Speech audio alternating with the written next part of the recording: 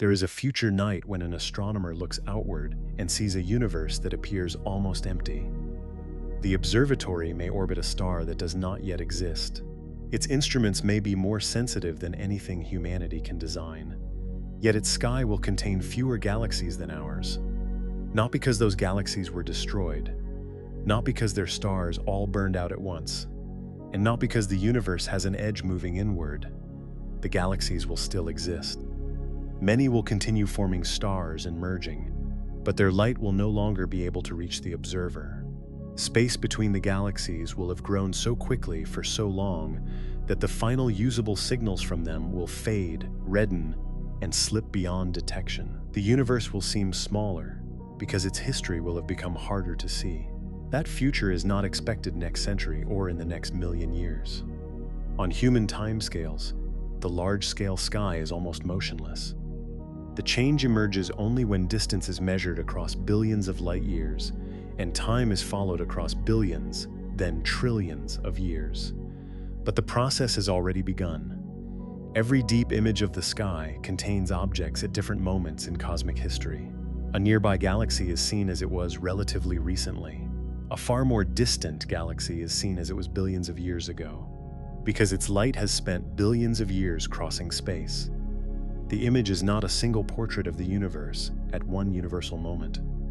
It is a layered record assembled from signals with radically different travel times. This creates a familiar misunderstanding. When astronomers say that a galaxy is visible, it is easy to assume that the galaxy is therefore reachable, or at least that a message sent toward it could eventually arrive. Visibility feels like access. We see a lighthouse, so perhaps a ship could sail toward it. In an expanding universe, that intuition fails. Some of the galaxies visible today are so distant, and the space between us and them is changing so rapidly that a signal transmitted from Earth now would never reach them. Their ancient light can still arrive here, because it began its journey under different cosmic conditions, when the separation was smaller and the expansion history was different. We are receiving a message from a place that has already moved beyond the range of any reply. That is the first boundary this documentary will follow. The difference between seeing and reaching. It is not a wall in space. A spacecraft would not strike it. A telescope cannot photograph it as a bright line. The boundary emerges from the geometry and future evolution of the universe. It separates events that can still influence one another from events that never will. If the universe were static, a sufficiently patient traveler could in principle cross any finite distance below the speed of light. The journey might outlast stars and machines, but the obstacle would still be engineering and time. The destination would remain part of the same reachable map. Cosmic expansion changes the map while the journey is underway. Galaxies are not generally flying through space from a single central explosion. On the largest scales, the distance between unbound regions grows because space itself evolves. Nearby systems held together by gravity do not participate in this expansion in the same way. The solar system is not being stretched, and the local group remains gravitationally connected. Beyond those bound regions, the pattern changes. On average, more distant galaxies recede faster. Their light is stretched to longer wavelengths as the universe expands during the signal's journey. This cosmological redshift is not merely a visual tint. It records how much the scale of the universe changed while the light was in transit. For much of cosmic history, matter acted as a brake. Gravity pulled on the contents of the universe and slowed the expansion. Then, several billion years ago, the large-scale expansion began accelerating. The name given to the unknown cause is dark energy, but the name is not an explanation. It labels a measured effect and the missing physics behind it. Under the standard cosmological model, dark energy behaves like a constant energy density associated with empty space. As the universe expands and matter becomes more dilute, this component does not fade in the same way. Its influence eventually dominates the large-scale future. Unbound galaxies separate at an accelerating rate. More of them cross a limit beyond which signals sent now can never arrive. Their later light becomes increasingly redshifted and sparse until the information they carry is effectively lost.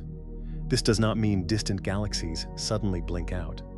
A galaxy near the relevant horizon appears to slow in the story told by its arriving light. Each later signal takes longer to reach us. The intervals between received photons grow. Their wavelengths stretch. Their energy falls. The galaxy's image becomes dimmer and redder, approaching disappearance without producing one final observable moment when it crosses a visible border. There will be no cosmic announcement. No instrument will display a final census and declare that another galaxy has left the universe. Instead, the available evidence will thin. Individual stars will become impossible to distinguish. Galaxies will fade into weak infrared and radio signals. Eventually, even those signals will be overwhelmed by finite detector size, background radiation, and the physical limits of the observer. The phrase "vanish from the universe" therefore needs care. The galaxies do not vanish from existence. They vanish from a particular observer's accessible universe. They remain real, but no new information from them can arrive.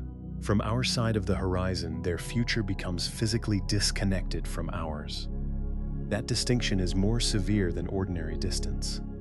A remote island can be unseen and still reachable. A star can be too faint for one telescope and visible to another. A spacecraft can be delayed and still arrive. But a cosmic event horizon is not a problem solved by a larger mirror, a stronger transmitter, or a faster engine that remains below the speed of light. It is a limit on causation. The observable universe is therefore not the same as the reachable universe.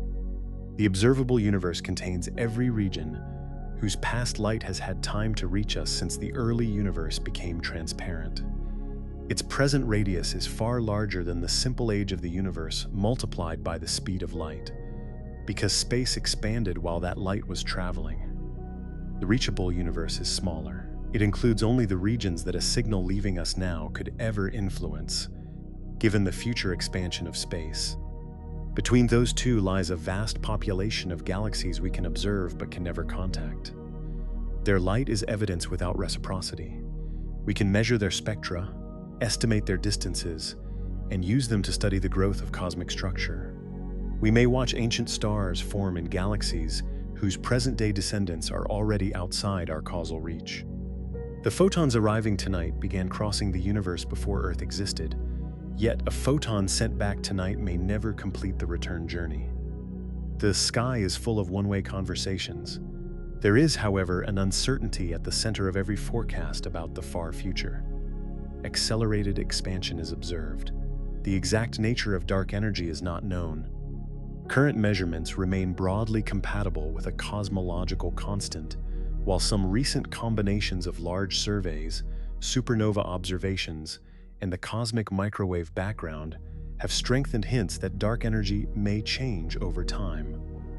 Those hints are not a confirmed replacement for the standard model. If dark energy behaves differently in the future, the timing and even the existence of some horizons could change. So the disappearance of distant galaxies is not a prophecy detached from assumptions. It is the future predicted if expansion continues in a form close to the model that best describes much of the evidence today. That qualification does not weaken the question, it sharpens it. We are living during a period when an enormous portion of cosmic history is still visible. Ancient radiation remains measurable. Galaxies across deep time still fill our surveys. The large-scale web can still be reconstructed across distances that no civilization could cross. Future observers may inherit better instruments, but a poorer sky. To understand what they will lose, we first have to identify the boundaries hidden inside the word universe. The limit of what has reached us, the limit of what can reach us, the limit of what we can influence, and the changing frontier beyond which every future path turns away. Only then can we ask the more unsettling question: how much of the universe has already become unreachable while its light is still arriving? The first mistake is to picture galaxies moving through pre-existing space like fragments from an explosion. An explosion has a center. Debris travels outward into surrounding emptiness. An observer near the center sees objects receding in every direction, while an observer riding one fragment sees an uneven pattern shaped by position and velocity. The large-scale universe does not behave that way. From almost any ordinary galaxy, sufficiently distant galaxies appear to recede. The pattern has no known central location inside space. There is no empty exterior into which the galaxies are expanding. What changes is the distance defined by the geometry between unbound regions. That distinction sounds abstract until it begins controlling what light can do. Imagine a line of galaxies placed across an elastic surface. If the surface stretches uniformly, every galaxy becomes more distant from every other galaxy. None of them has to move across the surface for their separation to increase. A galaxy twice as far away gains distance twice as quickly because there is twice as much expanding space between the two locations. The analogy is limited.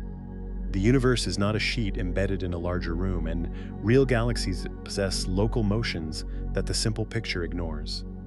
But it captures the central fact behind the observed relation between distance and recession. More separation means more accumulated expansion.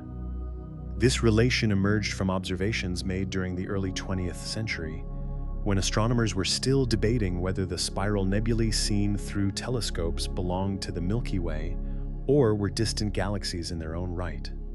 Once distances and spectral shifts could be compared, a pattern appeared. On average, the more distant a galaxy was, the more strongly its light was shifted toward longer wavelengths. That pattern is often reduced to the statement that galaxies are moving away from us. It is more precise to say that the scale of the universe has changed while their light traveled. Light leaves a galaxy with a particular wavelength. As the universe expands, the distance between successive wave crests grows with it. By the time the signal arrives, the wavelength may have been stretched from visible light into the infrared, or from infrared into radio. The amount of stretching is described by cosmological redshift. Redshift is not a direct speedometer in every circumstance. For nearby galaxies, treating it as an ordinary Doppler shift gives a useful approximation. Their recession can be described with familiar velocities, and local gravitational motions may be large enough to complicate the expansion pattern. The Andromeda Galaxy, for example, is approaching the Milky Way because the two belong to the same gravitationally bound group. At greater distances, the interpretation changes. The light has crossed an evolving universe. Assigning one simple recession velocity to the source can conceal more than it explains. Astronomers instead describe the expansion with a scale factor, a number that tracks how distances between idealized comoving locations change over cosmic time. A comoving location follows the large-scale flow of expansion. Its coordinate can remain fixed even as its proper distance from us grows. Proper distance asks how far away that location is at a chosen cosmic time. Comoving distance removes the expansion from the coordinate system so that the large-scale arrangement can be compared across different eras. These two ways of describing distance are not interchangeable. A galaxy can have a fixed comoving coordinate while its proper distance increases. A photon moving toward us can reduce its comoving distance even while the proper distance between the photon and Earth temporarily grows. The photon is always moving locally at the speed of light.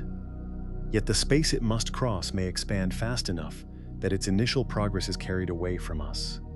This is one of the most counterintuitive features of cosmology. A photon can be traveling toward Earth and still become more distant from Earth. There is no contradiction. Locally, light passes every nearby observer at the same speed. General relativity does not permit a material object to overtake light within its immediate region of space-time. But the rate at which the total distance between widely separated locations changes is not a local velocity in the special relativistic sense. For sufficiently distant galaxies, the proper distance can increase faster than light. This does not mean those galaxies are breaking the speed limit. Nothing nearby is racing through space past a light beam. The superluminal recession comes from adding the expansion across an enormous interval. It is a statement about the changing geometry between distant regions. That is why the phrase faster than light does not automatically mean invisible.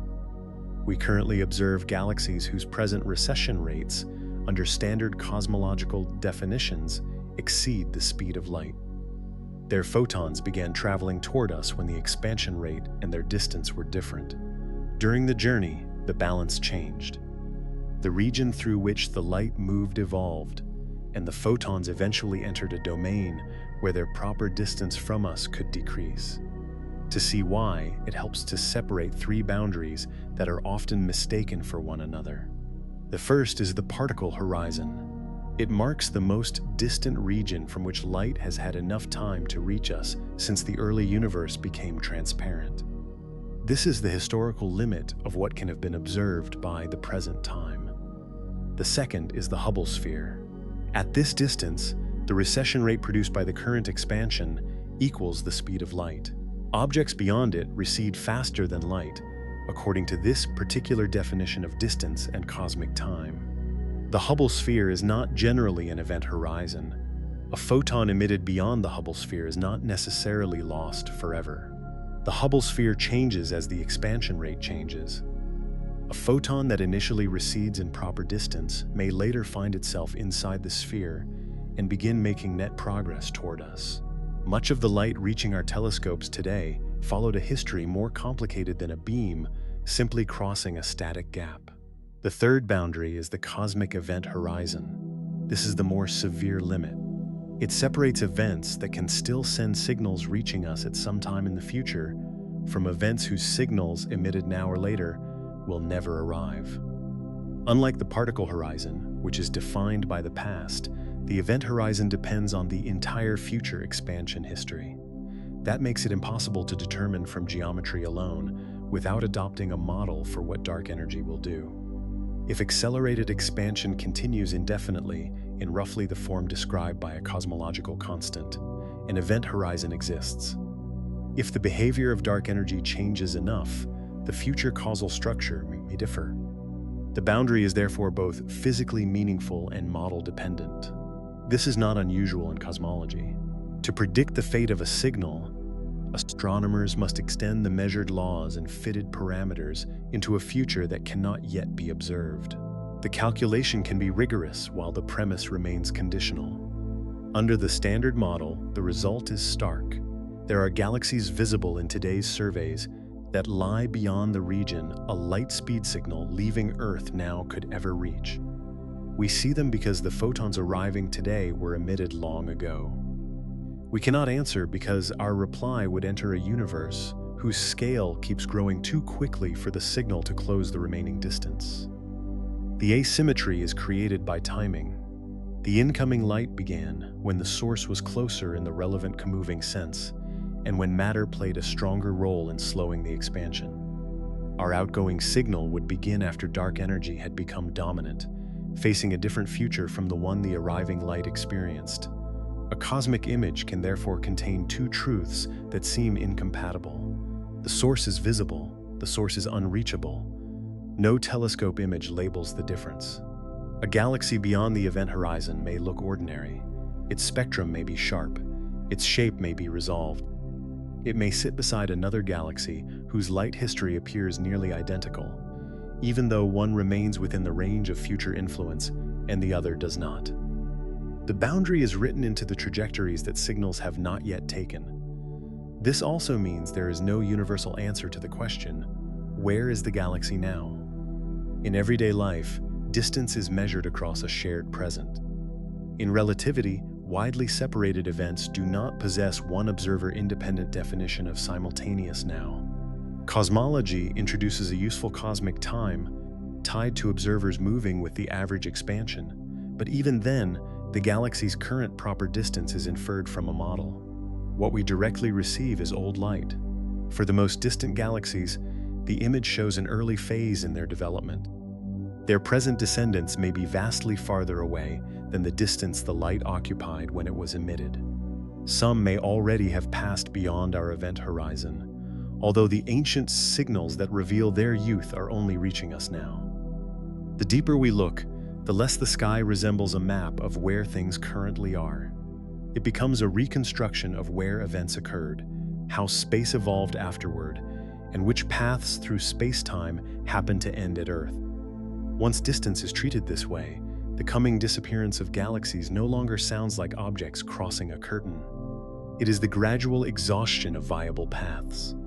Photons emitted at later and later times follow routes that stretch more severely, arrive with less energy, and require longer intervals. Eventually, there is no route left that reaches us at all. But before that future can be understood, another misconception has to be removed. The acceleration of the universe was not discovered by watching galaxies visibly speed across the sky. It was found by comparing the brightness of dying stars with the expansion history their light was expected to reveal. A distant supernova does not arrive in a telescope as a moving point that reveals the expansion of space directly. It appears as a temporary increase in light inside a galaxy that may be too faint to see clearly on its own.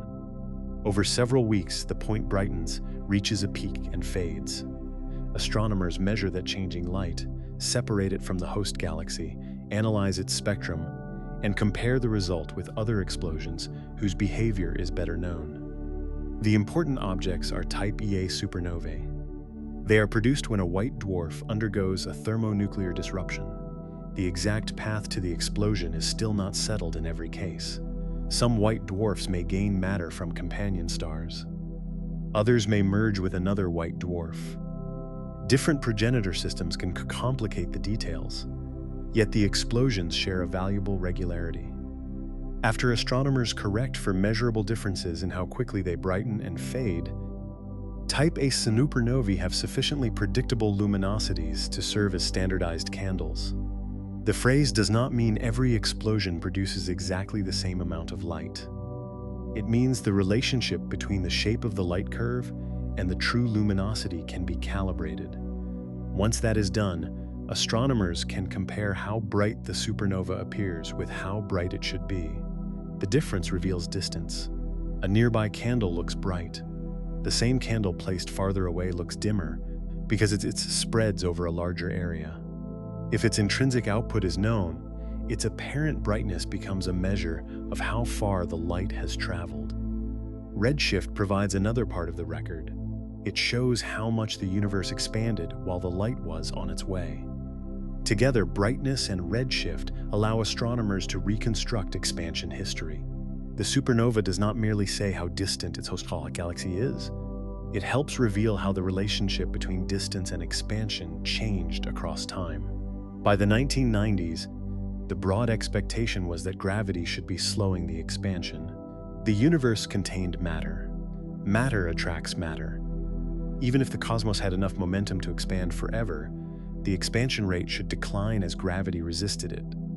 The unresolved question seemed to be how strongly the universe was decelerating, and whether that deceleration might eventually reverse the expansion. Two research collaborations set out to measure the slowdown using distant type Ia supernovae. One was the Supernova Cosmology Project. The other was the High Z Supernova Search Team. Their observations were difficult, their samples were small by modern survey standards, and the signals had to be corrected for the behavior of the explosions, intervening dust, detector response, and the light of the host galaxies. The central result came from objects that appeared dimmer than expected. At a given redshift, the distant supernovae were farther away than they would have been in a universe whose expansion had been slowing according to the simpler matter-dominated models under consideration. Their light had crossed more distance than anticipated. The implication was that the expansion had accelerated. This conclusion did not come from seeing one unusually faint explosion. It emerged from a statistical pattern across multiple supernovae, analyzed by independent teams and tested against competing explanations. The first samples were modest, but the direction of the result was difficult to dismiss. Dimness alone was not enough. Dust can also make a supernova appear faint. If ordinary dust lay between the explosion and Earth, it would tend to absorb and scatter shorter wavelengths more strongly, changing the observed colors. Astronomers could look for that reddening and apply corrections.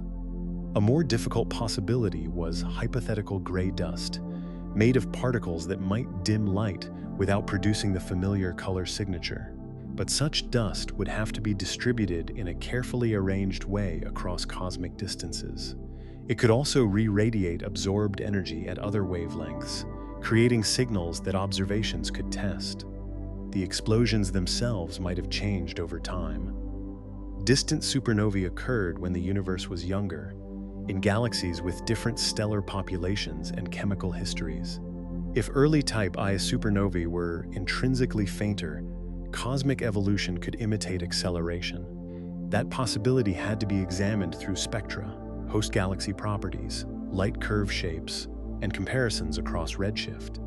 It remains part of the reason modern supernova cosmology devotes so much effort to calibration and population differences.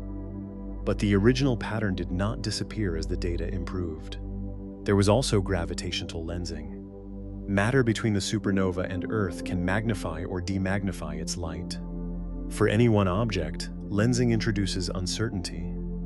Across a large, well-understood sample, however, the effects can be modeled statistically rather than assumed to push every source in the same direction.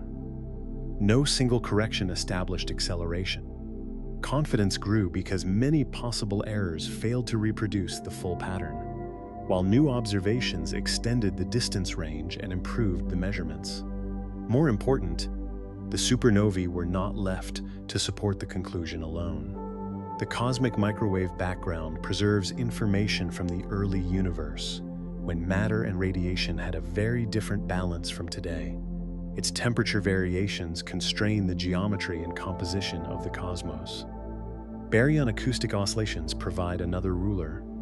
Pressure waves traveled through the hot early plasma before atoms formed. They left a preferred scale in the later distribution of galaxies. By measuring that scale at different periods in cosmic history, astronomers can trace how distances and expansion evolved. The growth of large-scale structure offers a further test. Galaxies and galaxy clusters developed from small early density variations under gravity. The rate at which that structure grows depends on the expansion history and on the gravitational framework used to describe it. Each method has its own assumptions and systematic uncertainties. They do not measure dark energy directly as a substance in a laboratory. They constrain its influence through different features of the universe. Together, they support a picture in which the early expansion slowed while matter dominated, then entered an accelerating phase several billion years ago. The cause was given the name dark energy. That name can be misleading because it sounds like a known material with a measured composition. No dark energy particle has been identified. No detector has isolated a sample. The term refers to whatever accounts for the observed acceleration within the cosmological description. The simplest mathematical candidate had existed long before the supernova observations. General relativity allows a cosmological constant, represented by the Greek letter lambda. It can be treated as a property of spacetime with a constant energy density. Unlike matter, which becomes more dilute as the universe expands, the density associated with a cosmological constant remains unchanged. That creates an unusual shift in dominance. In the early universe, matter was densely packed and controlled much of the large-scale dynamics. As space expanded, the average matter density fell. The constant component did not become stronger in itself, but it became more important relative to everything that was thinning out. Eventually, its effect on expansion took over. In this model, dark energy does not push individual galaxies through their local surroundings like a wind. It alters the evolution of the cosmic scale factor. Regions already held together strongly enough by gravity or other forces remain bound. Atoms do not expand. Earth does not grow.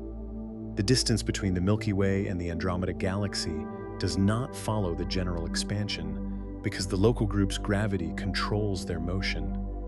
The effect appears across the immense separations between gravitationally independent systems.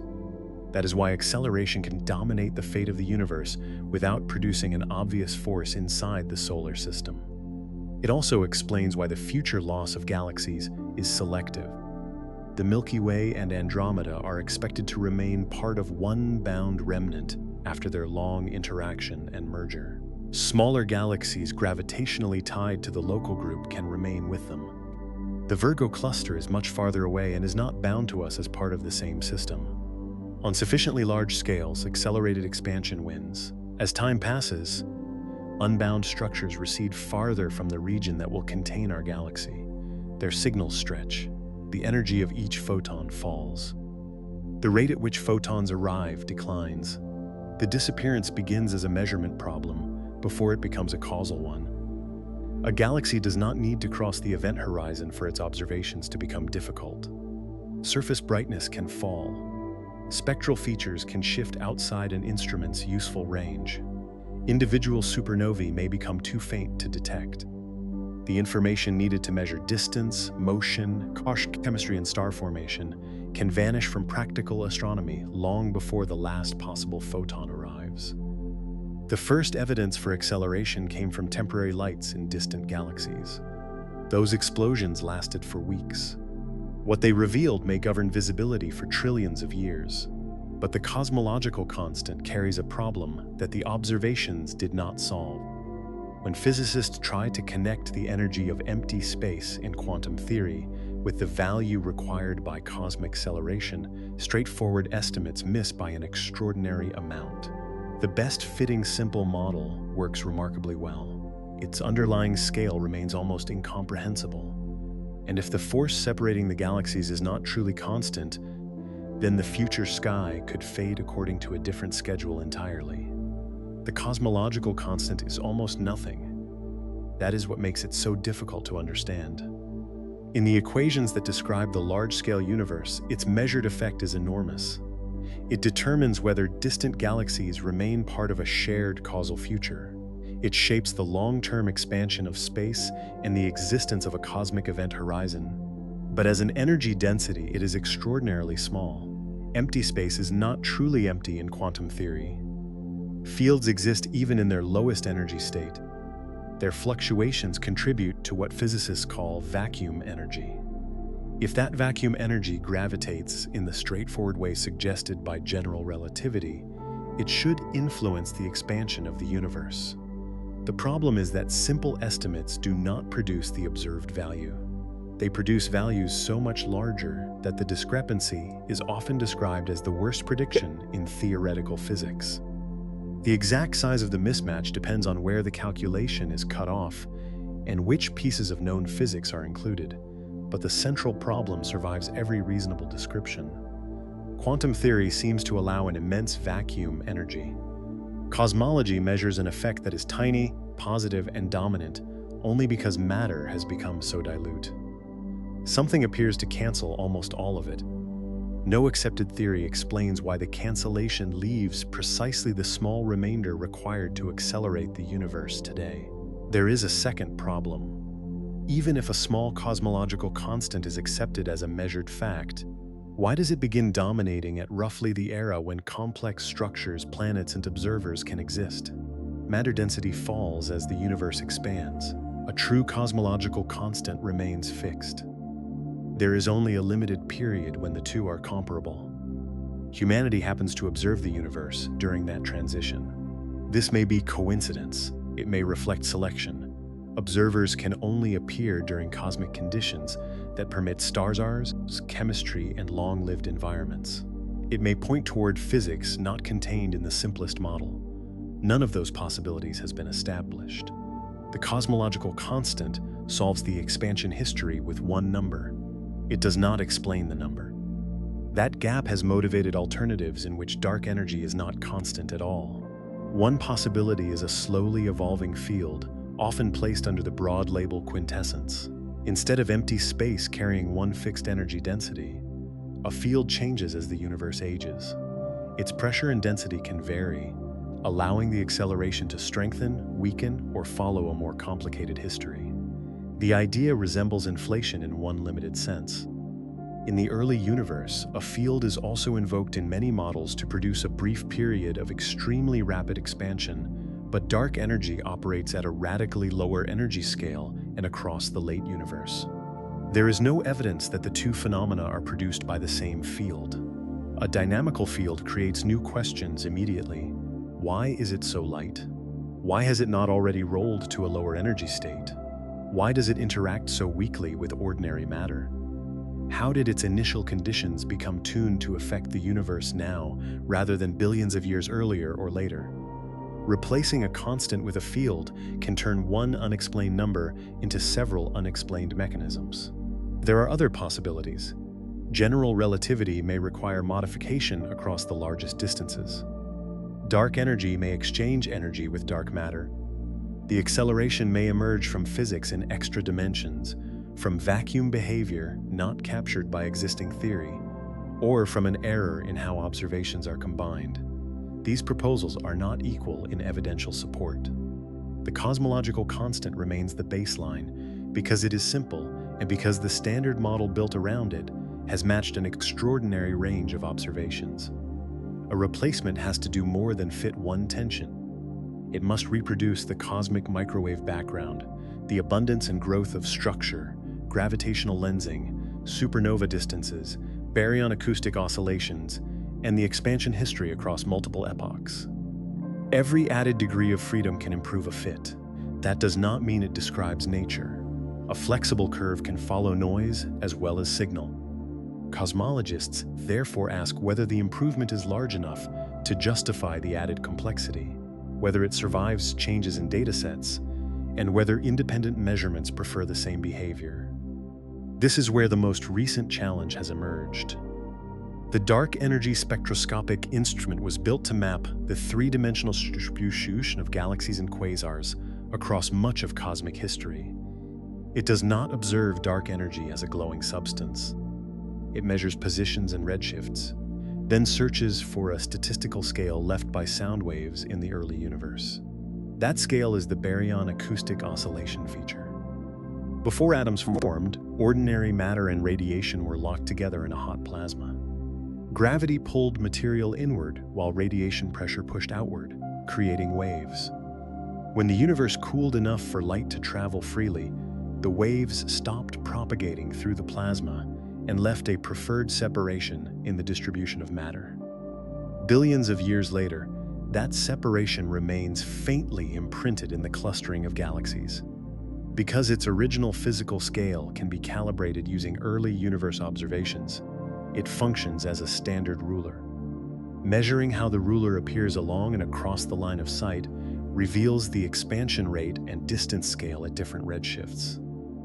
With 3 years of observations, DESI used more than 14 million galaxies and quasars to sharpen that record. The baryon acoustic oscillation measurements by themselves can still be described well by the standard cosmological model.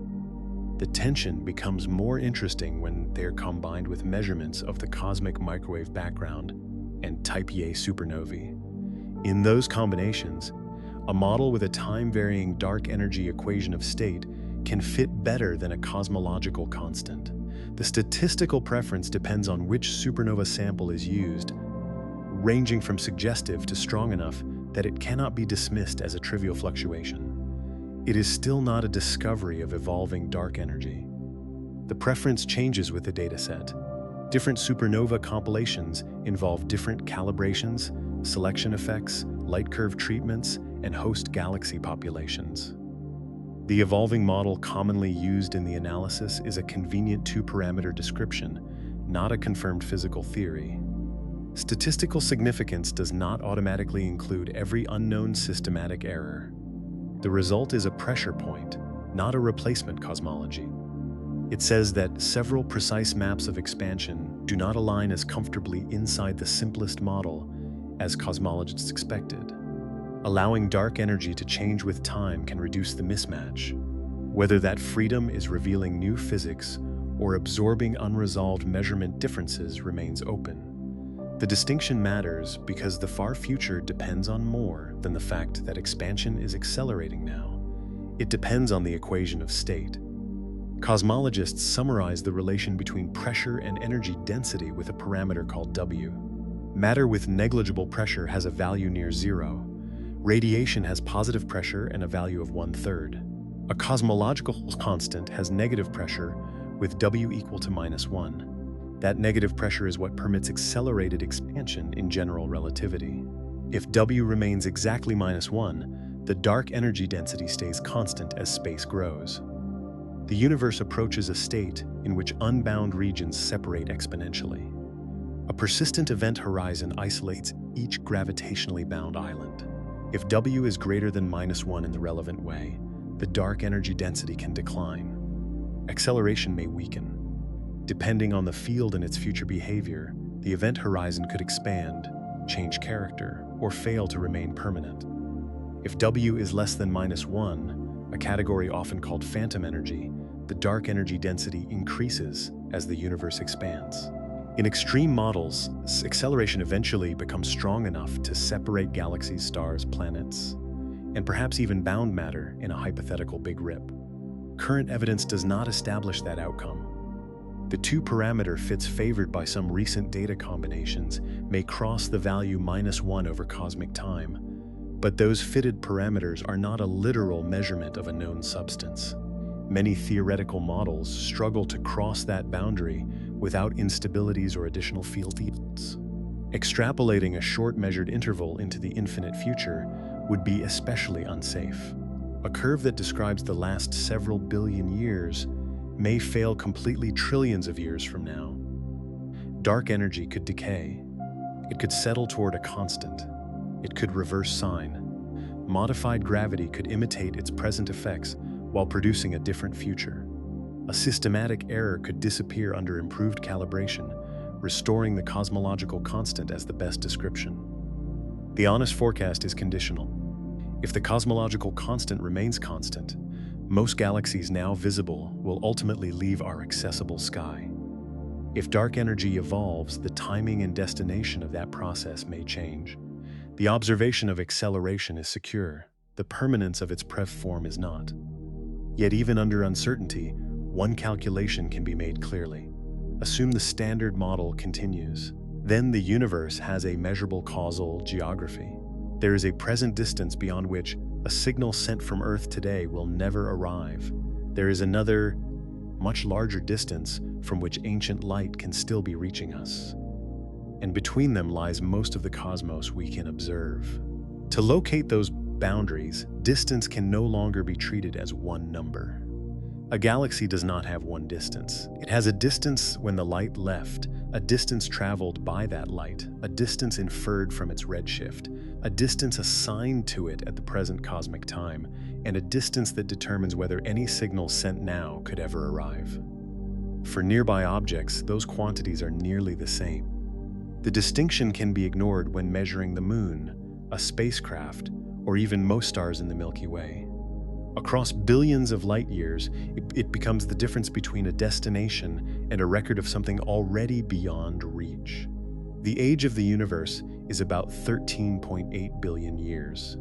It might seem that nothing visible could therefore be more than 13.8 billion light-years away. Light has not had more time than that to travel. Yet the present radius of the observable universe is roughly 46 billion light-years. The extra distance was not crossed by light moving faster than light. It appeared because the space through which the light traveled expanded during the journey. Consider a galaxy whose earliest observable light began moving toward the region that would eventually contain Earth more than 13 billion years ago. And at emission, the galaxy was much closer to our location in the evolving cosmic geometry than it is now. While the photons traveled, the distance between large-scale regions kept growing. The light continued moving locally at the speed of light, but the map beneath its path changed. By the time those photons arrive, the galaxy's present-day distance can be several times greater than the light travel time expressed in light years. The number 46 billion light-years is a present proper distance assigned within the standard cosmological model. It does not mean we are seeing an object as it exists 46 billion years after the light departed. We are seeing its ancient state while calculating where its co-moving location would be now. That calculation depends on the measured expansion history. Astronomers do not stretch a ruler across the universe. They observe redshift, apparent brightness, angular size, clustering patterns, and known physical scales. A cosmological model connects those measurements to different definitions of distance. One is look-back time, how long the signal has been traveling. Another is luminosity distance, the distance that relates an object's known luminosity to how faint it appears. Because redshift reduces photon energy, and also slows the rate at which photons arrive, luminosity distance can be much larger than a simple geometric separation. Angular diameter distance describes how large an object of known physical size should appear. In ordinary geometry, more distant objects always look smaller. In cosmology, that relationship eventually reverses. Beyond a certain redshift, an object placed still farther away can subtend a larger angle because the light was emitted when the universe was smaller. There is also comoving distance, which factors out the expansion and assigns galaxies coordinates that remain nearly fixed if they follow the average cosmic flow. Then there is proper distance, the separation measured along a chosen slice of cosmic time. Each definition answers a different question. How long has the light traveled? How faint should the source appear? How large should it look? How far apart are the source and observer now according to the model? Can a future signal still bridge the separation? Confusion begins when an answer to one question is used as the answer to another. A telescope image shows light from the past. A cosmological map may label the source with a present distance. A headline may convert its redshift into a light-year value without specifying which distance was used. The result can sound contradictory even when the underlying measurement is consistent. The boundaries of the universe are also defined by different questions. The particle horizon encloses the most distant regions whose signals have reached us by now. Its present radius is close to the 46 billion light-year scale. That is the outer limit of the observable universe under the standard description. The cosmic event horizon asks something else. How far a signal emitted now can ever travel if accelerated expansion continues indefinitely? That radius is only around 16 billion light-years in present-day proper distance. The exact value depends on the cosmological parameters and on the assumed future behavior of dark energy. But the contrast is not marginal. The observable radius is almost 3 times larger than the present event horizon radius. Volume grows with the cube of radius. Under the simplest geometric comparison, the region inside the event horizon occupies only a few % of the volume inside the observable universe. More than 9/10 of the observable volume lies beyond the range of signals beginning here now. That does not mean exactly the same fraction of visible galaxies can be counted as permanently unreachable without qualification. We observe different redshifts at different cosmic times. Galaxy density evolves. Selection effects limit what surveys detect. Present positions are model-dependent, and the future behavior of dark energy remains uncertain. But the scale of the conclusion is secure within the standard model. Most of the cosmos represented in our deepest maps is not part of our reachable future. Some of those regions became causally inaccessible long before humans developed radio. Others crossed that limit before Earth formed.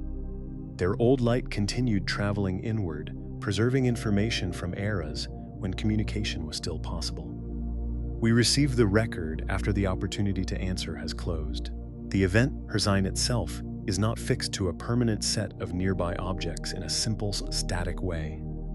Its proper size can approach a nearly constant value in a universe dominated by a cosmological constant, while the galaxies carried by the expansion continue moving outward. A galaxy that is currently inside the horizon can eventually cross it if it is not gravitationally bound to us. Signals emitted before the crossing may still arrive. Signals emitted after the critical point will not. There is no local event marking that passage for the galaxy. An observer there does not feel a force, encounter a surface, or see space divide. The horizon is observer-dependent. Each sufficiently separated observer has a different accessible region centered on their own world line. A civilization in a distant galaxy would define its own cosmic event horizon. Earth might lie inside it for a time, then outside it. Our descendants and theirs could each continue receiving increasingly ancient information about the other after any possibility of exchanging new messages had ended. Causal separation can become mutual without either side witnessing a departure. This is why the event horizon is better understood through light cones than through maps. At any event in space-time, a future light cone contains every direction a light speed signal could follow. material objects must remain inside that cone. In a static picture, the cone opens steadily, reaching greater distances as time passes. In an accelerating universe, the available comoving distance ahead is finite. The light cone continues forward forever in time, but it does not reach every comoving location. Expansion consumes the remaining route faster than the signal can reduce it. The photon never slows locally. The destination simply remains beyond the total distance the photon can ever cover. This limit is encoded in the amount of what cosmologists call conformal time left in the universe. Ordinary cosmic time may continue without end. Stars can burn, remnants can cool, and black holes can evolve across durations almost impossible to express. Yet the remaining conformal time can be finite. There is only a limited additional span of the comoving map that light can cross. An infinite future does not guarantee unlimited reach. That is one of the most important reversals in the subject. Given endless time, intuition expects every patient signal to make progress. But in the standard accelerating model, time continues while accessible distance runs out. The universe can become older without becoming more connected. The Hubble sphere complicates the picture because its present radius is somewhat smaller than the event horizon distance.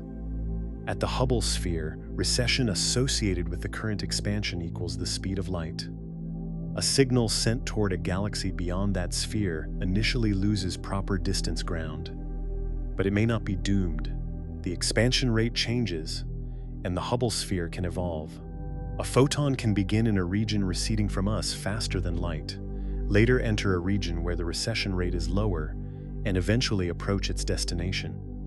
That is why superluminal recession alone does not define permanent isolation. The event horizon includes the future evolution. It asks whether the entire remaining history provides enough opportunity for the signal to arrive. This makes the reachable universe slightly larger than the region inside the present Hubble sphere, but dramatically smaller than the observable universe. Between those boundaries are galaxies that seem to challenge ordinary language. Some are receding faster than light, yet remain reachable in principle. Others are visible but unreachable. Still others are neither visible yet nor reachable now because their earliest possible signals have not arrived and never will. A map drawn at one cosmic moment cannot display all of these relationships cleanly. It needs time as well as space. Modern galaxy surveys provide increasingly detailed reconstructions of the observable volume. They chart positions, clustering, lensing, and redshift across immense regions. The resulting maps can look like territory waiting to be explored. They are not travel maps. They combine ancient observations with model-based distances.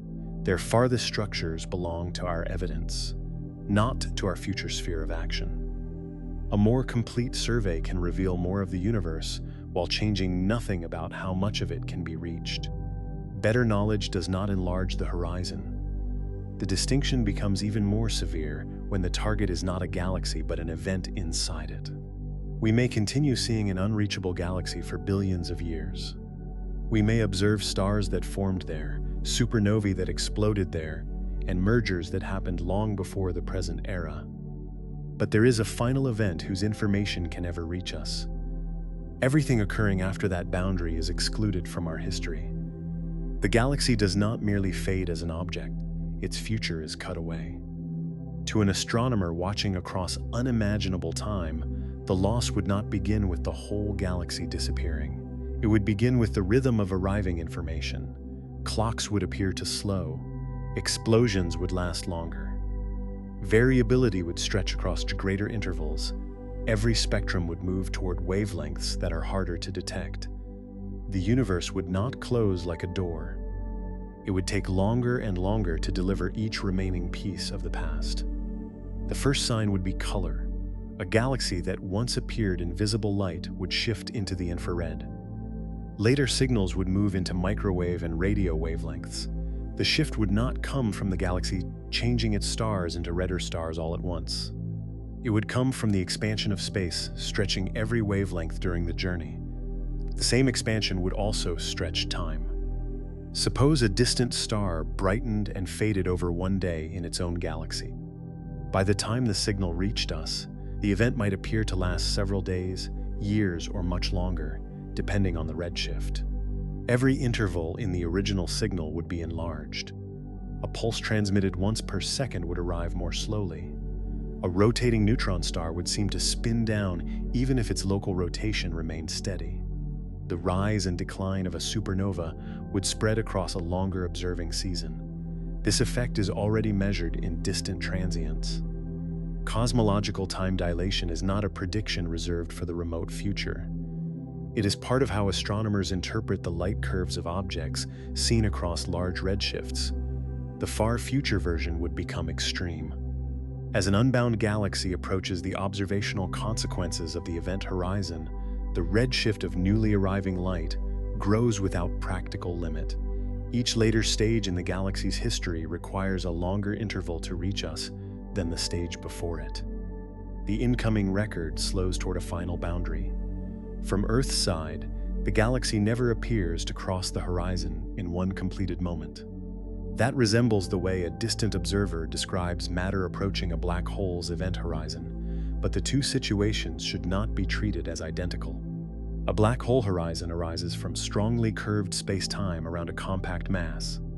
A cosmological horizon arises from the global expansion history.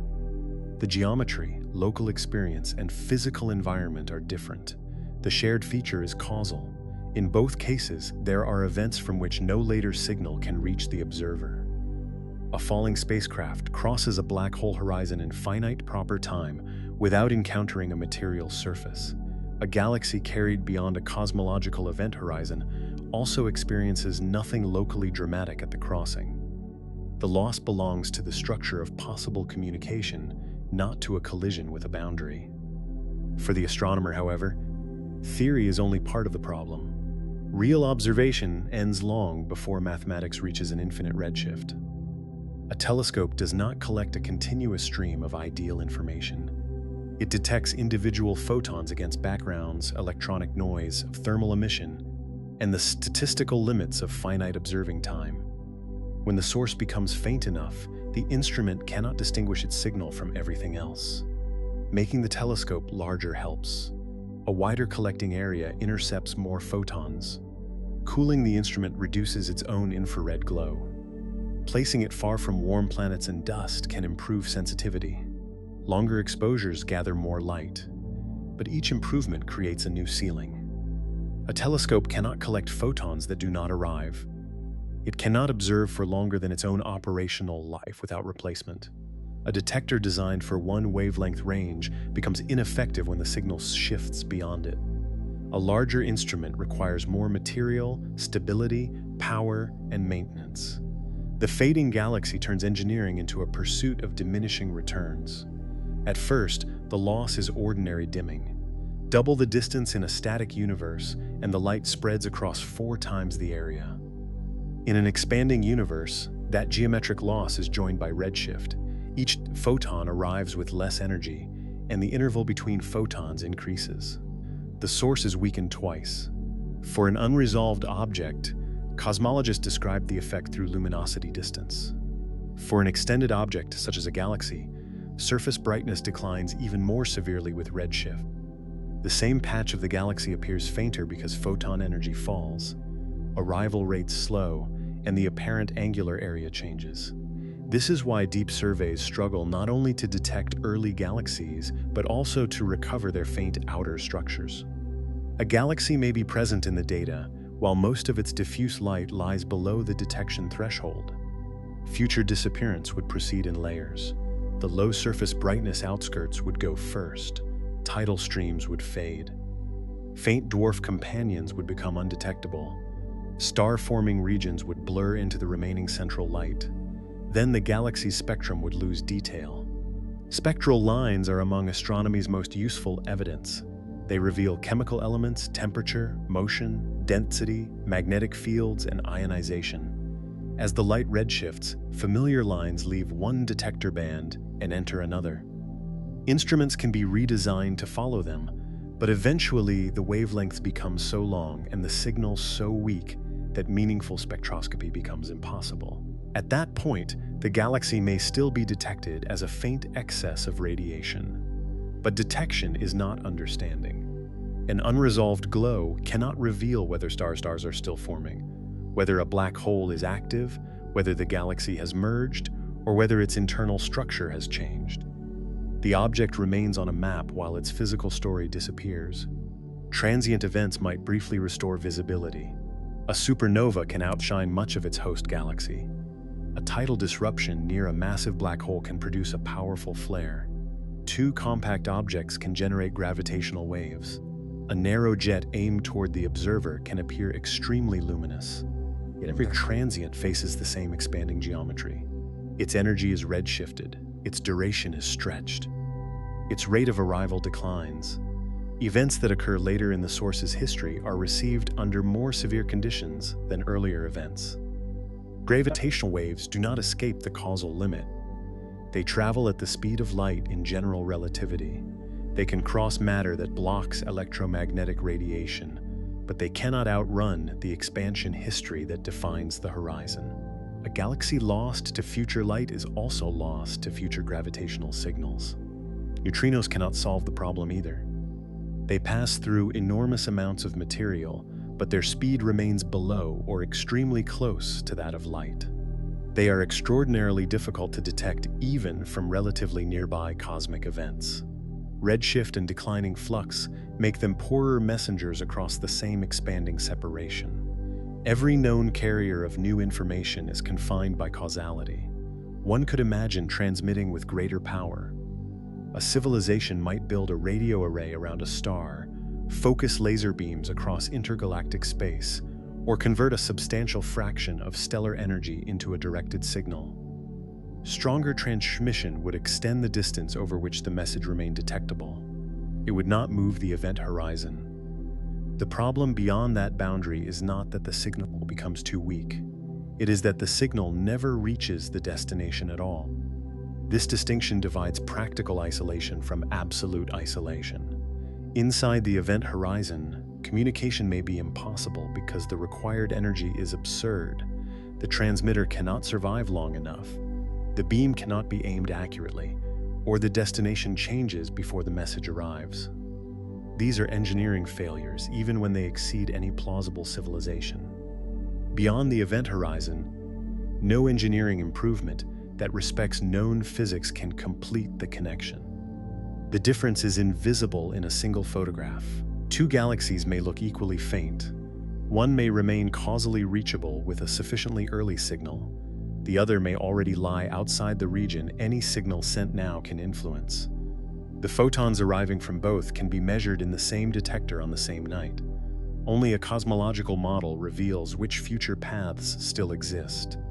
This makes every deep survey a time-sensitive archive. The observations are not time-sensitive in the human sense. No galaxy in a survey will disappear next week because of cosmic acceleration. The relevant changes unfold across immense durations. But the archive is temporary on cosmic scales. The sky available today contains information that no observer can recover after the last photons pass. Better technology in the distant future cannot recreate a signal that has already crossed the local region and continued onward. Once the light is gone, the event survives only in records preserved by earlier observers. Astronomy, therefore, depends on memory. Future civilizations may learn about distant galaxies not by seeing them, but by studying measurements made when those galaxies were still visible. Images, spectra, redshift catalogs, gravitational wave records, and physical theories could become evidence of a larger cosmos that the later sky no longer displays. The reliability of that evidence would then depend on the survival of institutions and data. A telescope can preserve a spectrum for a century. A civilization must preserve its meaning for billions of years. File formats fail, languages change, storage media decay, calibration records are separated from the measurements they explain. Scientific conclusions are simplified, copied, mistranslated, or lost. The disappearance of galaxies would therefore create a second horizon, built not by space-time but by cultural continuity. A future astronomer might receive a perfect ancient image and still be unable to interpret it. The instrument response might be unknown. The coordinate system might be obsolete. The assumptions behind the distance estimate might have vanished. Cosmology would become archaeology. The observers living in that later universe would face an even deeper problem. As unbound galaxies fade, the evidence for expansion itself would weaken. The remaining sky could suggest a static island of stars surrounded by darkness. The universe would still be expanding, but the most visible proof would have disappeared. Long before the last distant galaxy fades beyond detection, the local sky will have changed for another reason. The Milky Way will no longer exist in its present form. The Andromeda Galaxy is approaching. Its motion is not part of the general cosmic recession because both galaxies belong to the same gravitationally bound group. Over the next several billion years, their stars, gas, dark matter, and central black holes are expected to interact through a prolonged series of close passages and mergers. The encounter will not resemble two solid disks colliding. Stars are separated by such enormous distances that direct stellar impacts should be rare. The main disruption will come from gravity. Orbits will be rearranged. Long streams of stars will be pulled outward. Gas clouds may compress and form new stars. The recognizable spiral structures of both galaxies will be damaged and eventually replaced by a larger remnant.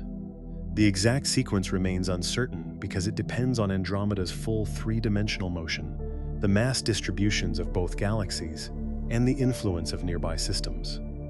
The merger may be delayed, less direct, or more complex than older simplified illustrations suggested. But the larger conclusion is difficult to avoid. The local group is expected to become one gravitationally bound island. Its final appearance will be shaped not only by the Milky Way and Andromeda, but by the Triangulum Galaxy, their satellite galaxies, and the dark matter surrounding them. Some smaller galaxies will merge into the central remnant. Others may survive on distant orbits. A fraction of stars may be thrown into the outer halo or expelled entirely. The solar system, if it still exists, could be moved to a different orbit within the merged galaxy. That possibility does not imply a direct threat from the collision itself. The chance of the Sun striking another star remains extremely small. The greater danger comes from the Sun's own evolution. In roughly 5 billion years, it will leave the main sequence and expand into a red giant. Earth's habitability will end much earlier as the Sun gradually brightens. Any astronomer observing the final isolation of the local group would therefore not be human in any familiar biological sense. The observer would need to be a descendant, an artificial system, or a completely different form of life that inherited access to the same region of space. By then, the merged galaxy may contain the visible remains of nearly everything still gravitationally attached to us. Beyond it, the accelerating expansion will continue increasing the separation from other groups and clusters. The nearby Virgo cluster, despite its prominence in today's sky, is not expected to fall into the same bound remnant. The expansion between our region and Virgo is too strong for their mutual gravity to reverse across that distance. One by one, external systems will become harder to observe. At first, the future astronomer may still see nearby groups. Their galaxies will appear redder and dimmer. Redshifts will increase. Distances inferred from supernovae, galaxy sizes, and spectral features will grow. Then only the most luminous structures will remain detectable. Rich clusters containing thousands of galaxies may persist in the observations after smaller groups have faded. Their combined light, hot gas, and gravitational effects make them more visible than isolated galaxies. But clusters beyond the local bound region are also receding. Their light will follow the same path toward longer wavelengths and lower energy. Their future activity will arrive increasingly slowly. The intervals between useful photons will grow until the clusters become observationally inaccessible. What remains will look like a single galaxy surrounded by darkness. That galaxy may be enormous by present standards. Its stars could fill a broad halo. Its central black hole may have grown through mergers. Stellar streams and surviving satellite systems may preserve traces of the earlier local group, but none of those features would reveal the true scale of the universe. An astronomer inside the remnant could map stars, planets, gas clouds, compact objects, and dark matter within the bound system. The evidence would support a coherent local universe governed by gravity. Beyond the outer halo, almost nothing would be visible. The expansion of space would still be occurring. Dark energy would still dominate the large-scale geometry. The observable universe would still extend far beyond the local island in a formal sense. But observation depends on signals. Without external galaxies, the relation between distance and redshift could no longer be measured in the way it is today. There would be no broad Hubble flow visible across the sky. No ladder of receding galaxies would demonstrate that space expands on large scales. The central evidence for modern cosmology would be missing. The cosmic microwave background would also become inaccessible. Today, that radiation arrives as a nearly uniform glow with a temperature only a few degrees above absolute zero.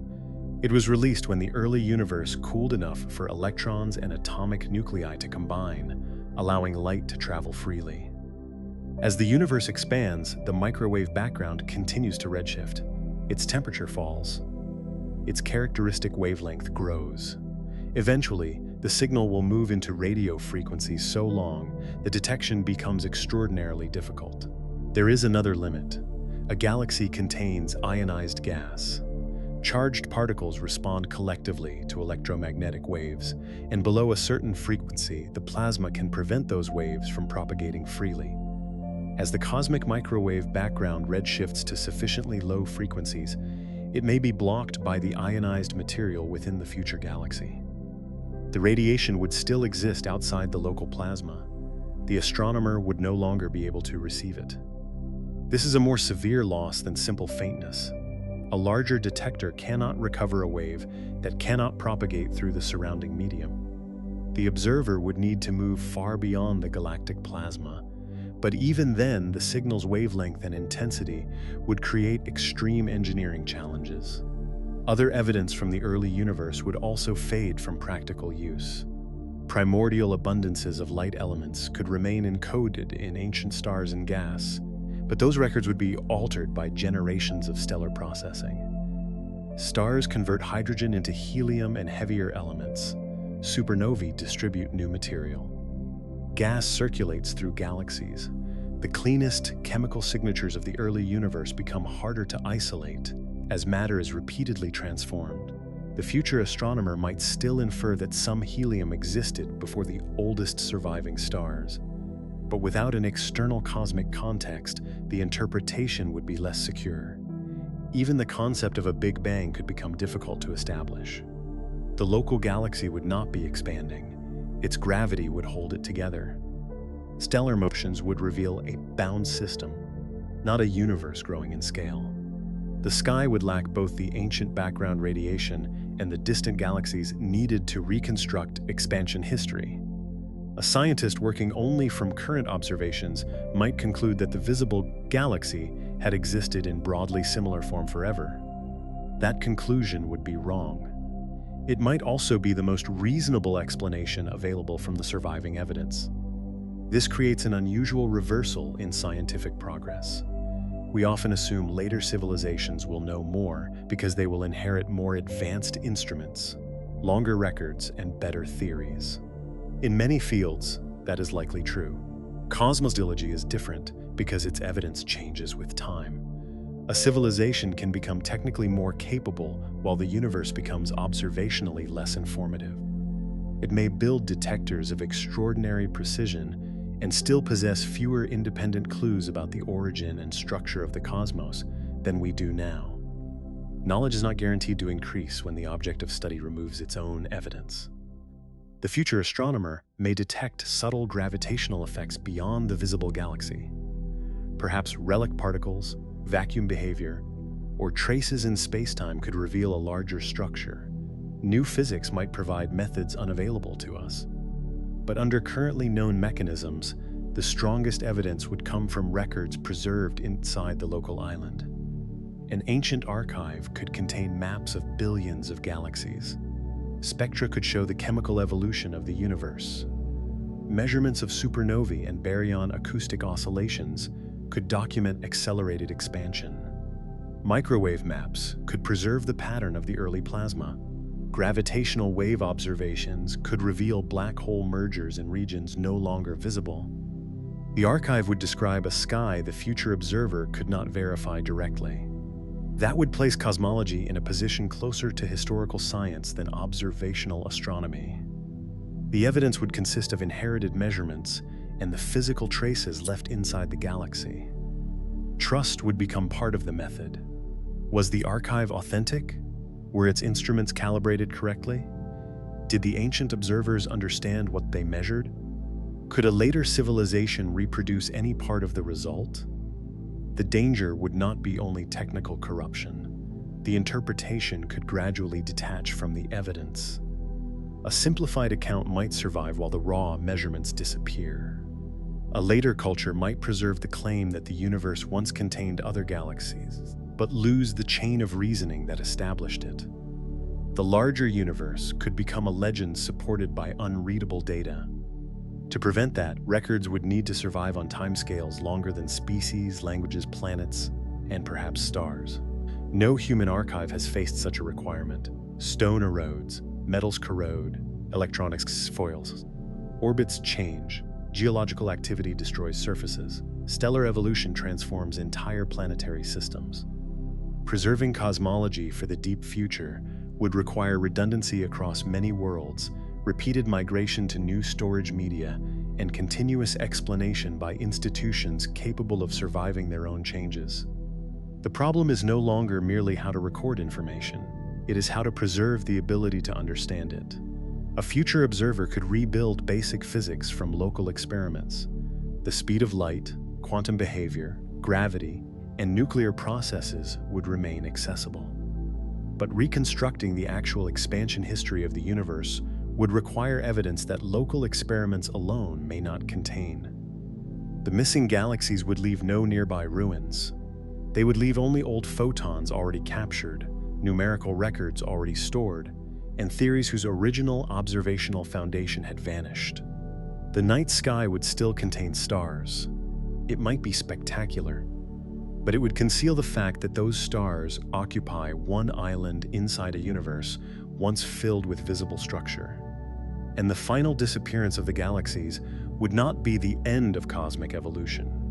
It would be the beginning of an age in which the universe becomes progressively harder to discover from within. The universe does not need to erase an object to make it inaccessible. It can preserve the object while removing every practical route to it. That distinction matters because reachability is often imagined as a problem of speed. Build a faster spacecraft, wait longer, carry more fuel, and the map opens. In an ordinary static universe, that intuition would be difficult but mostly correct. Any finite destination could be approached if the traveler had enough time and if no other limit intervened.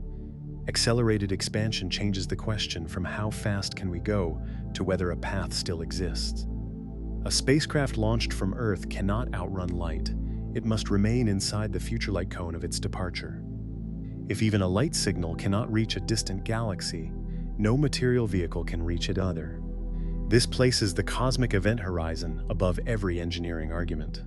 Fusion propulsion, antimatter, laser sails, nuclear pulse systems, and hypothetical beamed energy craft all differ in mass, efficiency, acceleration, and achievable speed. None of them changes the causal structure of space-time. A vessel traveling at 90% of the speed of light can cross the Milky Way on timescales that are enormous for a civilization, but finite in principle. Relativistic time dilation can reduce the duration experienced by the crew.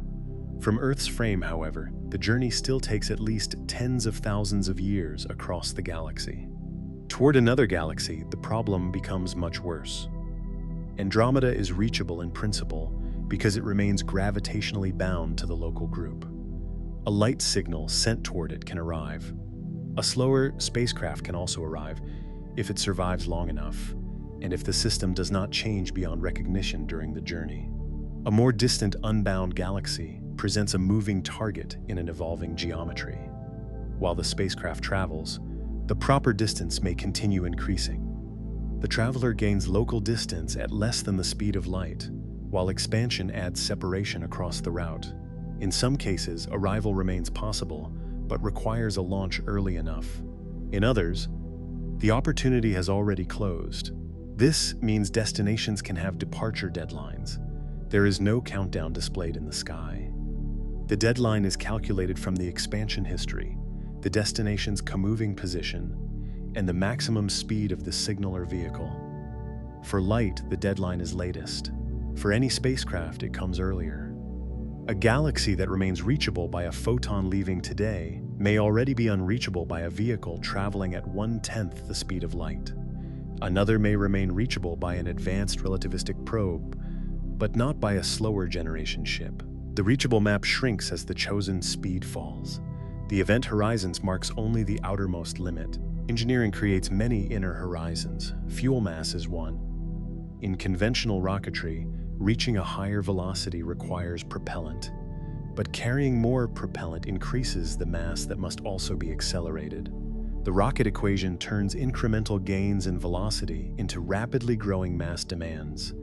Beamed propulsion avoids carrying all the energy source on board, but the beam must remain focused across distance. The transmitter becomes larger. Pointing accuracy becomes more severe. The sail must survive acceleration and interstellar dust.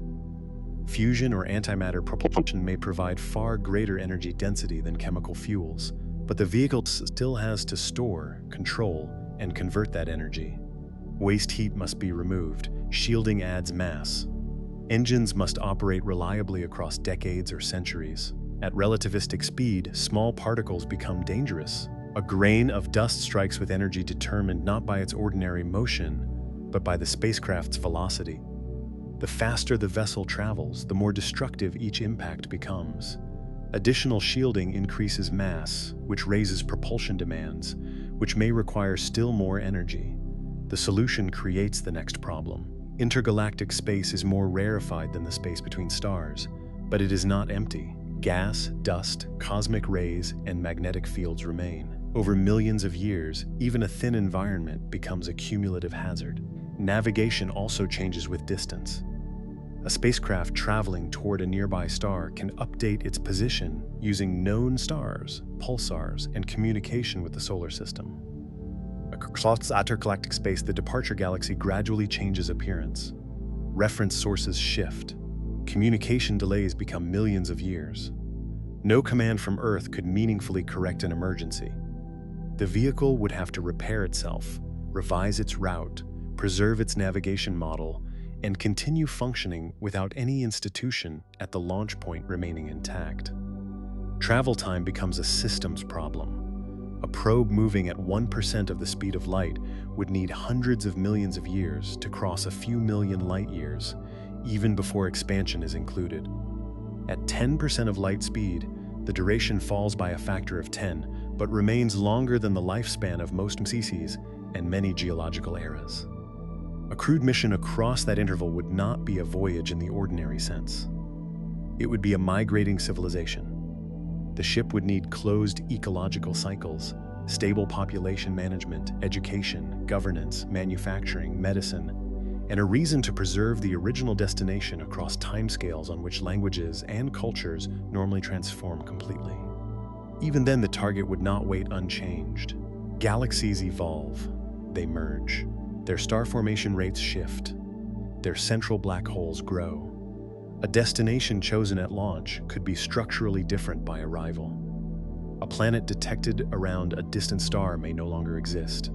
A star may leave the main sequence.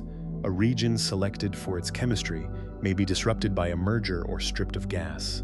The farther the mission, the less it travels toward a place, and the more it travels toward a prediction. Expansion adds another uncertainty. The spacecraft's designers must assume a cosmological model. If dark energy evolves, the route and timing change. A mission lasting millions or billions of years would extend far beyond the period over which current measurements directly constrain the future. A small error in the assumed expansion history could become a vast error in final position. This does not make every intergalactic mission impossible. The nearest gravitationally bound systems remain part of the local future. Some galaxies outside the local group may still be reachable by light and under idealized assumptions by sufficiently fast spacecraft launched early enough. But the number declines with time. Every delay removes destinations. A civilization that appears billions of years from now inherits a smaller practical universe than one that acts today. It may possess better propulsion, but fewer viable targets. Technological growth and cosmic opportunity move in opposite directions. This creates an unusual form of scarcity. The resource is not fuel, metal, or energy. It is causal access. A region can contain stars, planets, and usable matter while remaining permanently unavailable because the final departure window has passed. No future invention can reopen it without violating the physical framework that created the horizon. Wormholes are often introduced as an escape. General relativity permits mathematical geometries that resemble shortcuts between distant regions. But no traversable wormhole has been observed. Known constructions generally require exotic stress energy conditions, raise questions about stability and causality, and do not provide an established engineering route. Even a hypothetical wormhole would have to exist or be established, while the endpoints remained causally connected. One cannot build the far end of a bridge in a region that no signal or traveler can reach. Warp drive concepts face a related problem. Some solutions to Einstein's equations describe a region of space-time moving effectively faster than light relative to distant observers, while a vehicle remains locally subliminal. These models require forms of energy or geometry not known to be physically realizable. They also create severe issues involving energy conditions, control, stability, and horizon formation.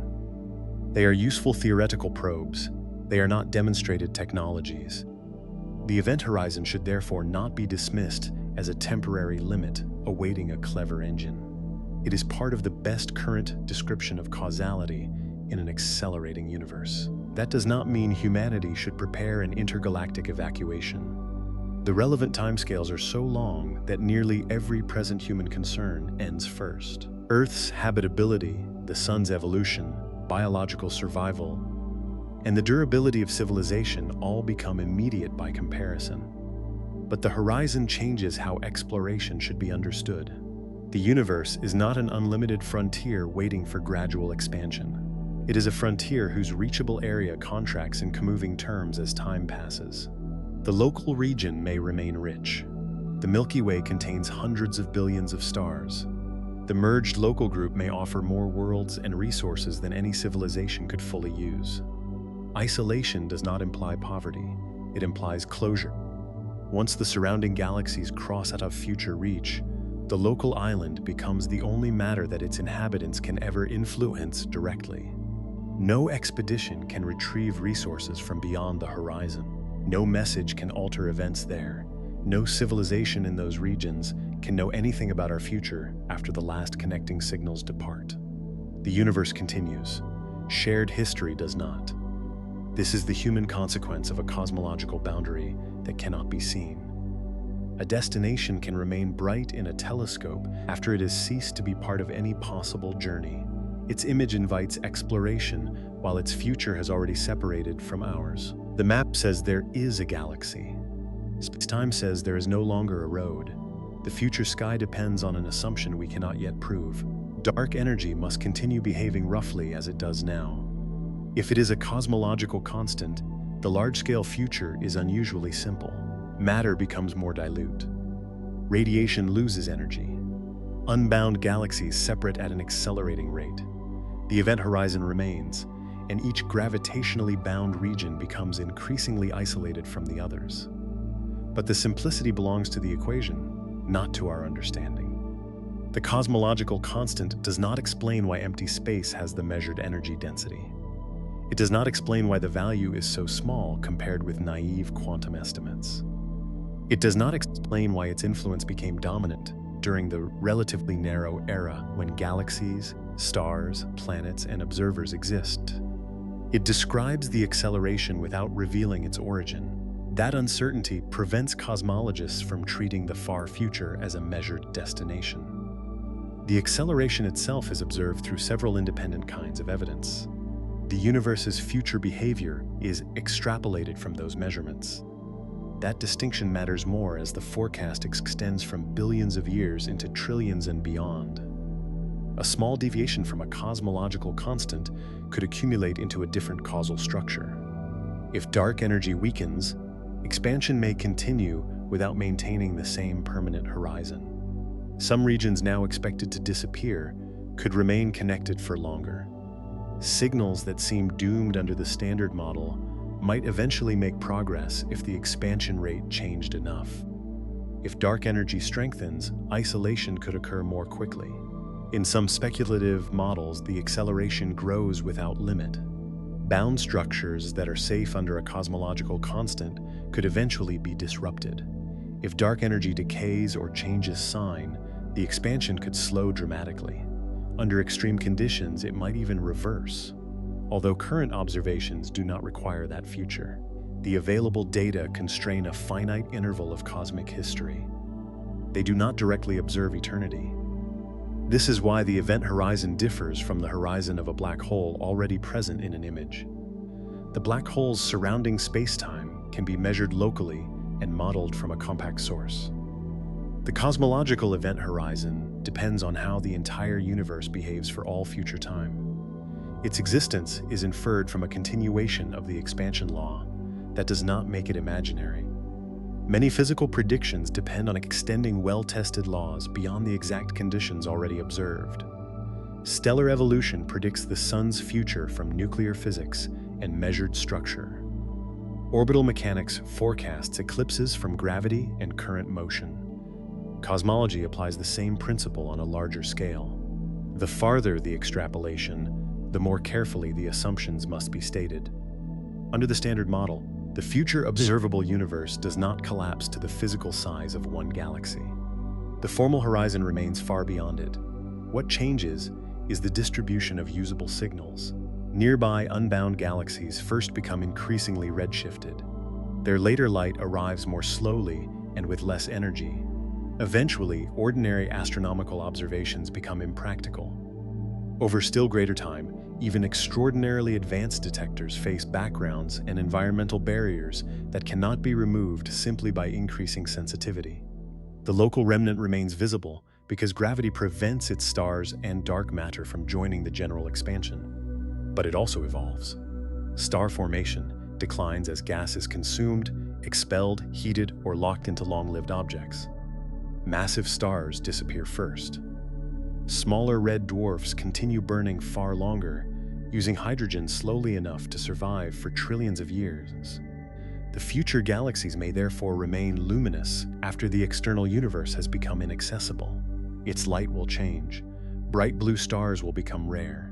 The sky will increasingly belong to lower mass stars, stellar remnants, and occasional events involving compact objects.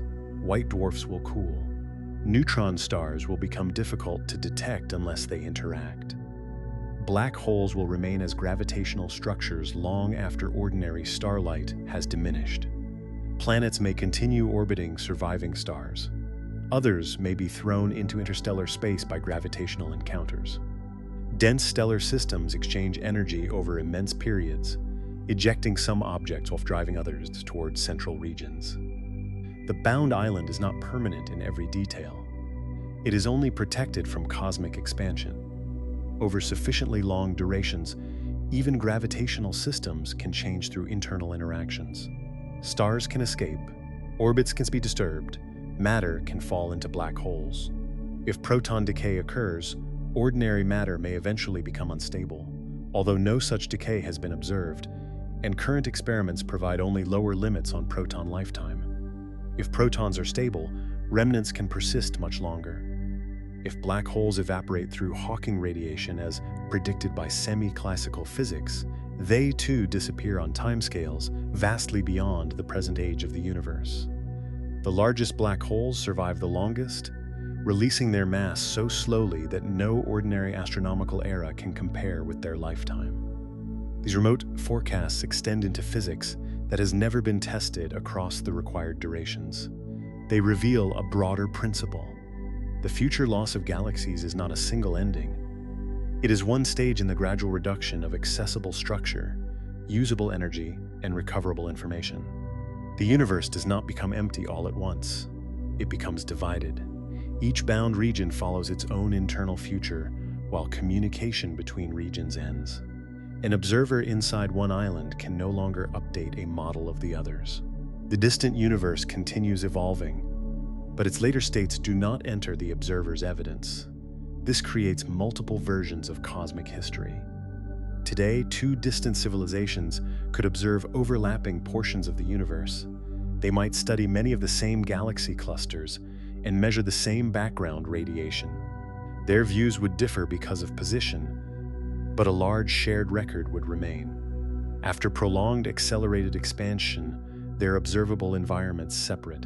Each civilization retains its local island and inherited archives.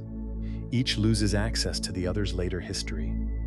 The concept of one universe remains valid in the equations, while direct empirical knowledge becomes increasingly regional. Cosmology becomes local in a universe that is still globally immense. There is an irony in this transition. At the time when the universe is young enough for distant structure to remain visible, intelligent observers may be technologically primitive.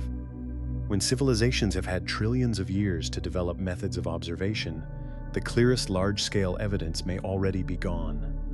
The best era for cosmology may not coincide with the most advanced era of astronomy. We exist during a period when several independent records remain available at once. The cosmic microwave background is still measurable. Large numbers of external galaxies are visible. Supernovae trace expansion across time. Baryon acoustic oscillations preserve an early universe ruler.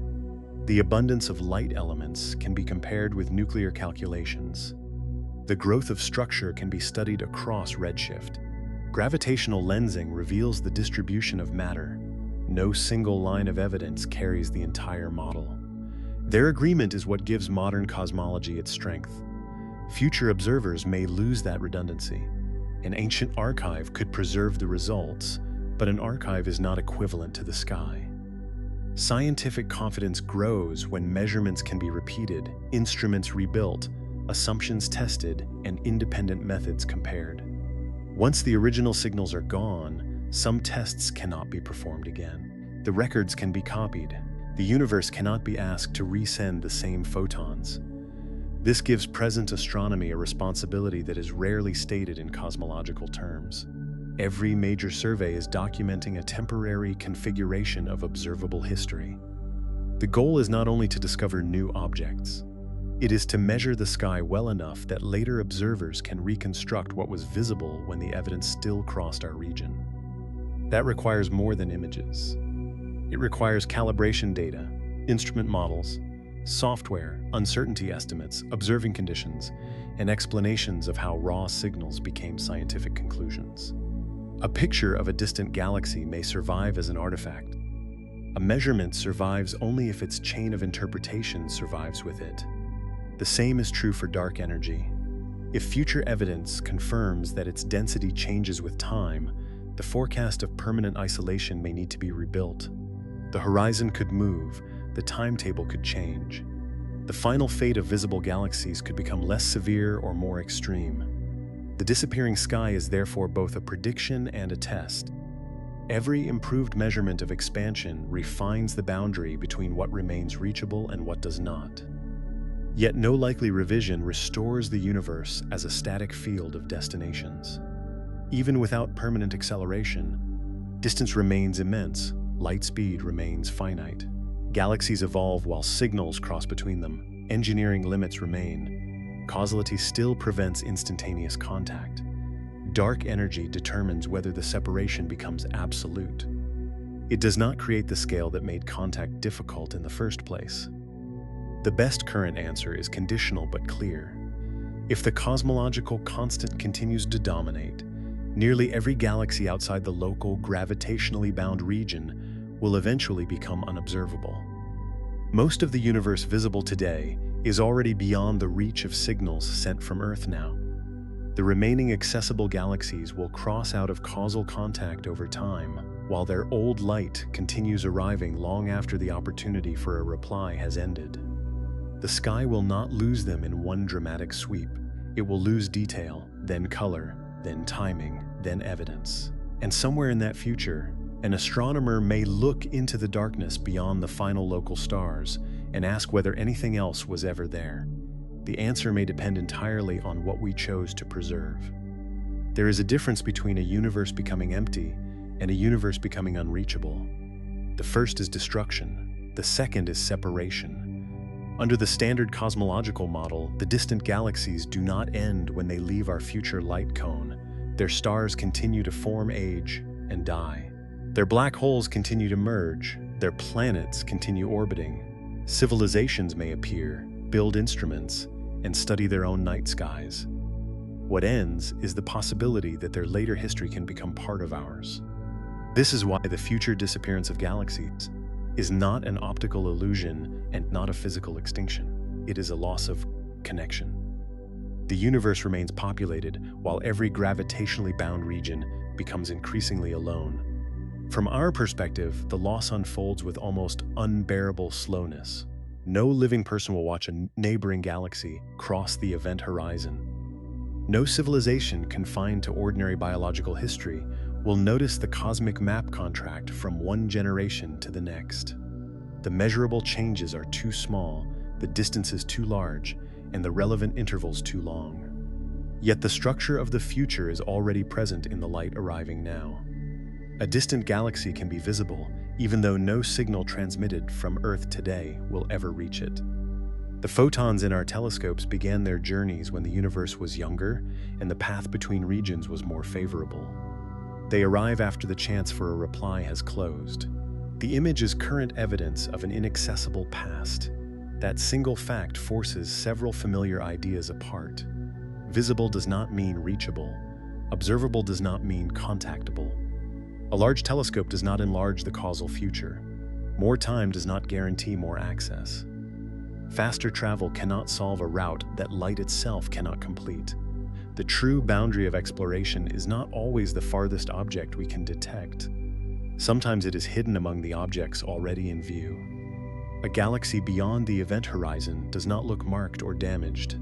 It does not carry a spectral signature announcing permanent separation. The conclusion emerges only after its light is placed inside a model of expansion and its possible future paths are calculated. The boundary exists in what cannot happen next. That makes the modern sky more valuable than it appears. We are not merely observing distant objects. We are receiving parts of the universe that will not remain available forever. Deep surveys are collecting signals from regions whose later states may never be known. Spectra record environments no future telescope in our local region will be able to revisit. Maps of large-scale structure preserve a connected cosmos before acceleration reduces its visible extent. The work looks like measurement. Across deep time, it becomes preservation. The same is true of the cosmic microwave background.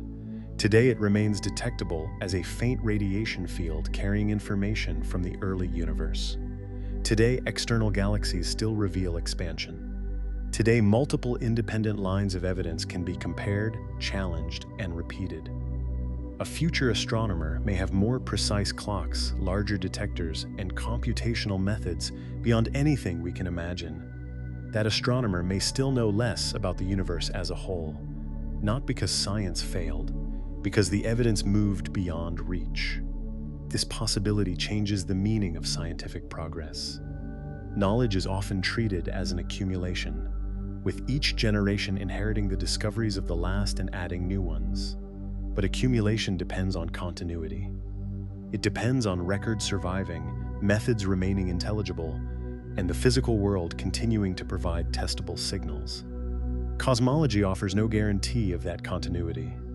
The universe can become less observable, while intelligence becomes more capable.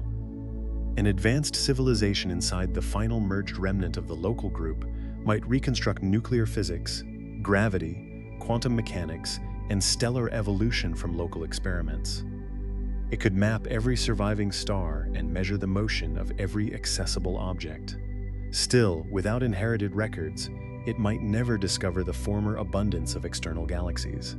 Its sky would support a smaller story, one bound system. No obvious large-scale expansion, no bright background from the early universe, no visible cosmic web. The larger universe would remain real, but the direct route to knowing it would have closed.